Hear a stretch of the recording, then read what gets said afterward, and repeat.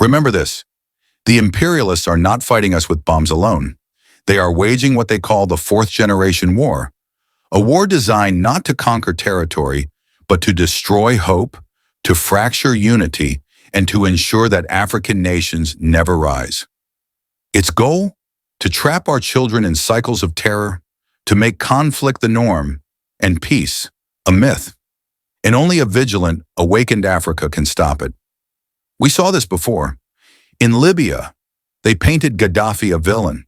They said he hoarded oil wealth. They funded protests. They armed divisions. And when the Libyan police stepped in to stabilize the chaos, the world cried, human rights violation. And just like that, NATO intervened. Libya was shattered. What remained was not democracy, it was rubble. And now, Burkina Faso. The playbook didn't change, it's just the location. It started with a statement. A U.S. general accused Captain Ibrahim Traoré of using gold reserves for personal protection. A lie, but a strategic lie. One designed to divide the people, to label their leader a dictator, and to turn protest into chaos. Sponsored agents stirred the streets. Demonstrations turned destructive. Shops were looted. Infrastructures attacked. The script was unfolding exactly like Libya. But there's more at stake than power. Burkina Faso is rich, not just in gold. Within that gold lies lithium, cobalt, rare earth minerals, resources that Western corporations crave. Captain Traoré halted exports. He reclaimed control over national wealth. And that is what really enraged the global elite. Divide, discredit, destabilize. That's the blueprint. Once the people are fractured, the military is drawn in. Then the foreign powers claim humanitarian crisis, and with a smile, they invade. But this time, Africa said no. The trap was set. But Burkina Faso didn't fall for it. The people saw the playbook. They remembered Libya, Syria, Congo, and they said, not here, not again. Young patriots stood firm. The diaspora spoke up. A movement, silent but powerful, rose to defend one of Africa's last standing walls against neocolonialism. Democracy, a word weaponized. Ask yourself, after 60 years of elections, what has Africa gained?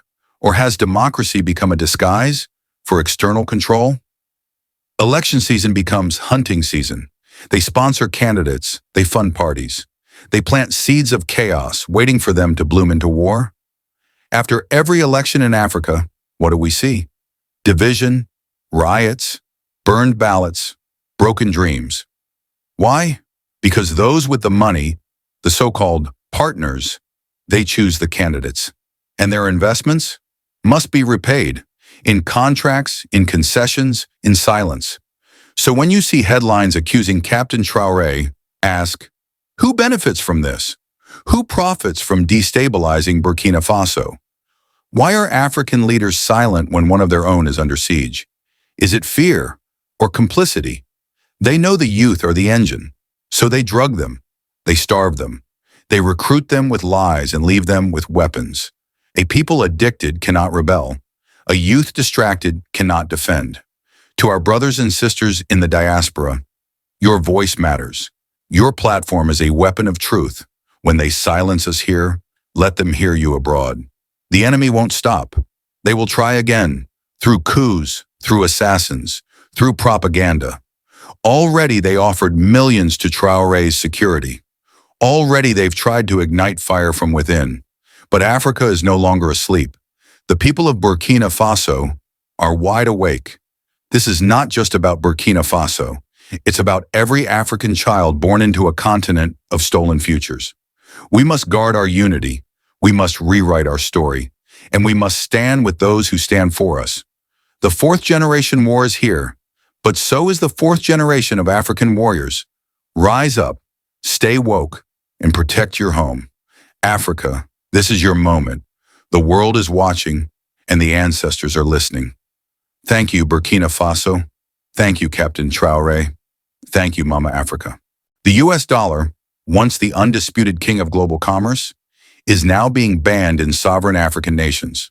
A move once unthinkable is now reality. In Tanzania, President Samia Suluhu Hassan has declared, enough.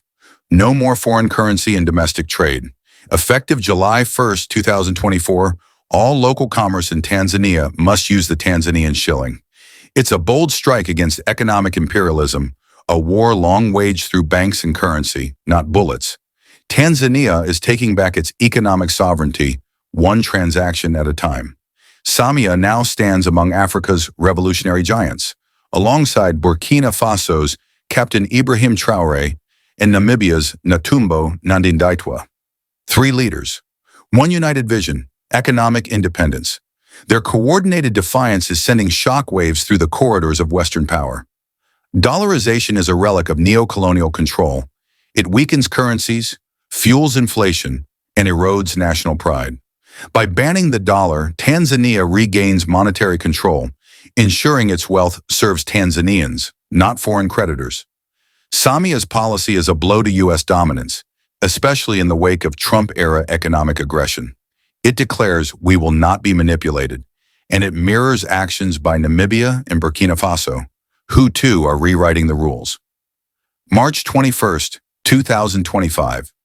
Windhoek. The historic inauguration of Namibia's first female president, Netumbo Nandi-Ndaitwah. Amid celebration, a private meeting with Samia reportedly laid the foundations for an anti-dollar, pan-African strategy. Back in Dar es Salaam, Samia returned energized. The dollar ban was her opening salvo. And Nandi-Ndaitwah? She launched a restructuring of Namibia's oil sector, placing it directly under her presidential oversight. The West saw profit. Namibia saw exploitation. Now oil revenues will fuel Namibia's people, not European shareholders. It's a masterclass in resource nationalism, echoing Traoré's strategy with Burkina Faso's gold. Nandi-Ndaitwah is not just reforming, she's demanding justice. A full apology and reparations from Germany for the Nama and Herero genocides. And in a symbolic power play, Americans now need visas to enter Namibia, while all Africans move freely. In Burkina Faso, Captain Ibrahim Traoré is the flame bearer. His gold refinery project, approved in 2023, ends foreign plunder. Thousands of jobs, billions in value. He expelled French troops, formed the Alliance of Sahel States, declared Africa will no longer kneel. Samia, Nandi-Ndaitwah, Traoré, each in their own way, is deconstructing neocolonialism. Tanzania stabilizes its currency. Namibia protects its oil. Burkina Faso refines its gold. And together, they ignite a continental revolution. And what of Donald Trump? His second administration's tariffs on Africa only hasten the continent's break. Samia's ban is more than economic. It's symbolic. A bold rebuke to Western arrogance. A stand for African self-determination. Their vision echoes Sankara, Nyerere, and Nkrumah. These are not mere policies. They are battle cries. Demands that Africa's resources serve its own people. A dream once deferred, now reignited. Together they inspire a future, a single African currency, anchored in real assets, gold, lithium, oil, stronger than the dollar, freer than the euro, created by Africa for Africans. With one currency, we end the need for 54 weak ones. We eliminate the IMF's grip. We stop trading our minerals for printed paper, and we finance our own development on African terms. Imagine it. No more begging for loans. A continental central bank. Projects that unite us. High-speed trains, clean energy, schools, and futures crafted with dignity. This currency would not be speculative. It would be real, backed by cobalt, oil, diamonds, and resolve. A financial wall that even the West can't tear down. It's more than money. It's identity. Imagine African children growing up believing their continent's currency is respected, that their leaders are sovereign, that they are heirs of a powerful future. Captain Traoré is right. Unity is survival. No more division by language, region, or legacy. We rise together, or not at all.